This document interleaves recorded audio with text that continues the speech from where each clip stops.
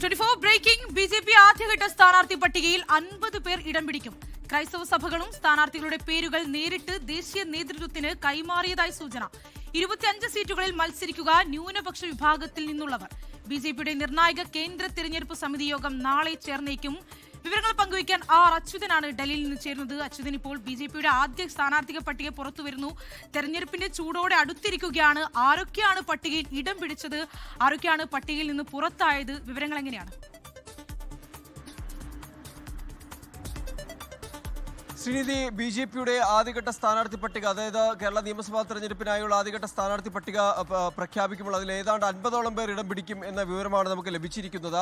മാത്രമല്ല, ഇത്തവണ ക്രൈസ്തവ സഭകളും അവർക്ക് താല്പര്യമുള്ള ചില പേരുകൾ പാർട്ടിയുടെ ദേശീയ നേതൃത്വത്തിന് കൈമാറിയിട്ടുണ്ട്, അറിയിച്ചിട്ടുണ്ട് എന്നൊരു നിർണായകമായിട്ടുള്ള വിവരം കൂടി ലഭിക്കുന്നുണ്ട്. അതായത് ക്രൈസ്തവ സഭകളുമായി പ്രത്യേകിച്ച് കേരളത്തിൽ BJP ഒരു ബന്ധം പുലർത്താനായി ശ്രമിക്കുന്നുണ്ട്. അതിനുള്ള പലതരത്തിലുള്ള ഇടപെടലുകൾ നമ്മൾ കഴിഞ്ഞ കാലങ്ങളിൽ കണ്ടതാണ്. അപ്പോൾ ക്രൈസ്തവ സഭകൾ നൽകിയ പേരുകൾ അത് പരിഗണിക്കാൻ സാധ്യതയുണ്ട് എന്ന സൂചനകളാണ് ലഭിക്കുന്നത്. കാരണം ക്രൈസ്തവ സഭയെ പിണക്കി നിർത്താൻ കേരളത്തിൽ പ്രത്യേകിച്ച് BJPക്ക് കഴിയില്ല. അപ്പോൾ അവർ നൽകിയ പേരുകളിൽ ചിലത് ഈ സ്ഥാനാർത്ഥി നിർണയത്തിൽ പരിഗണിക്കും എന്നുള്ള വിവരമാണ് ലഭിച്ചിരിക്കുന്നത്.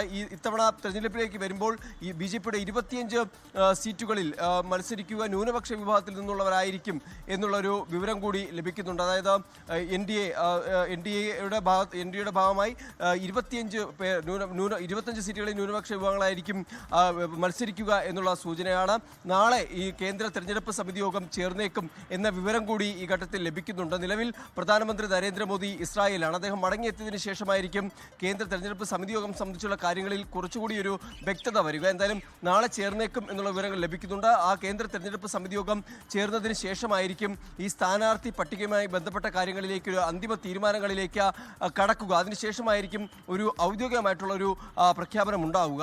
പ്രത്യേകിച്ച് രാജീവ് ചന്ദ്രശേഖർ, അതുപോലെ തന്നെ K Surendran, V Muraleedharan, R Sreelekha, Shobha Surendran ഉൾപ്പെടെയുള്ള പ്രമുഖ നേതാക്കളെല്ലാം തന്നെ ഈ ആദ്യഘട്ട സ്ഥാനാർത്ഥി പട്ടികയിൽ ഇടം പിടിക്കും എന്ന വിവരം കൂടിയാണ് ലഭിക്കുന്നത്. നേരത്തെ ഇതുമായി ബന്ധപ്പെട്ട ഈ മാസം 28-ന് മുൻപ് തന്നെ BJPയുടെ ആദ്യഘട്ട സ്ഥാനാർത്ഥി പട്ടിക പ്രഖ്യാപിക്കും എന്നുള്ള ചില വിവരങ്ങൾ പുറത്തു വന്നിരുന്നു. രണ്ടാം ഘട്ട സ്ഥാനാർത്ഥി പട്ടിക മാർച്ച് ആദ്യവാരത്തോടു കൂടിയും ഉണ്ടാകുമെന്നുള്ളതായിരുന്നു. എന്തായാലും അത് വേഗം അത്തരത്തിലുള്ള നടപടികളിലേക്ക് കൂടിയാണ് കടക്കുന്നത്.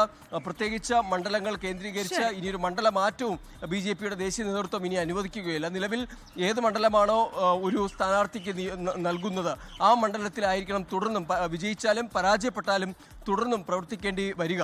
അപ്പോൾ അത്തരം നിർദ്ദേശങ്ങളുമുണ്ട്. എന്തായാലും അതിന്റെ മറ്റൊരുക്കങ്ങളിലേക്കാണ് ഇപ്പോൾ കടന്നിരിക്കുന്നത്. ലോകത്തെവിടെയായാലും ഏത് സമയത്തും 24 വാർത്തകളും ഓഗ്മെന്റഡ് റിയാലിറ്റി പാക്കേജുകളും എക്സ്പ്ലെയിനറുകളും വിശദമായി കാണാൻ ഞങ്ങളുടെ YouTube ചാനൽ നിങ്ങൾക്ക് സബ്സ്ക്രൈബ് ചെയ്യാം.